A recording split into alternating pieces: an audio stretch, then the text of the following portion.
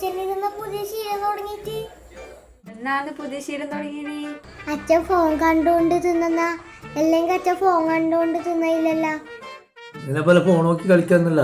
ആശുപത്രിയിൽ NIBHന്റെ ടീം വരുന്നുണ്ട് പരിശോധനക്ക്. അതിനുവേണ്ടി എന്നിട്ട് കുറെ പഠിക്കാനുണ്ട്, അത് പഠിക്കല. NIBH എന്ന് പറഞ്ഞാ അച്ഛാ നാഷണൽ അക്രിഡിയേറ്റ് എന്താണ്? എനിക്ക് പഠിക്കാന്നില്ല, നീ പോയി പഠിച്ചാട്ടെ. എന്നെ തന്നെ കിട്ടാണ് ഭ്രാന്ത് പിടിച്ചിക്കുമ്പോ ഓരോരോ പുന്നാരം പറയത്.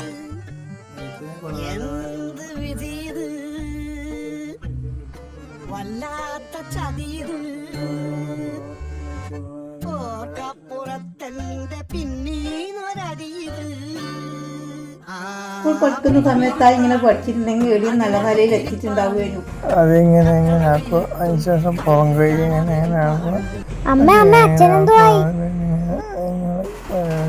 പഠിച്ച് ഭ്രാന്തായി തോന്നുന്നു.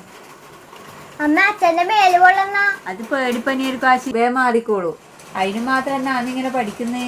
നിങ്ങൾ വിചാരിക്കുന്ന ചെറിയ സംഭവം ഒന്നല്ല. നമ്മൾ നാടിന് പ്രതീക്ഷാടുന്നു, സുയിത്താടുന്നു, പ്രതീക്ഷാടുന്നു ചോർന്ന പാട് പഠിക്കല.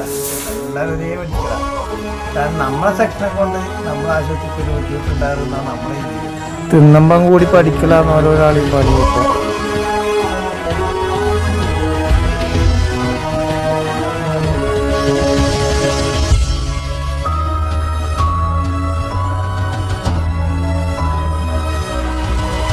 ഏച്ചിയും കുഞ്ഞേച്ചല്ലോ വീട്ടിലെ പണി വരെ എടുക്കാണ്ടാവലും പഠിക്കുന്നത്.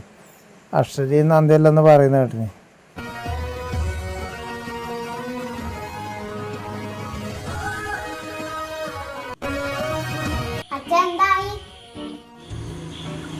എന്ത് അച്ഛന്റെ NIBH പരീക്ഷ എന്തായി?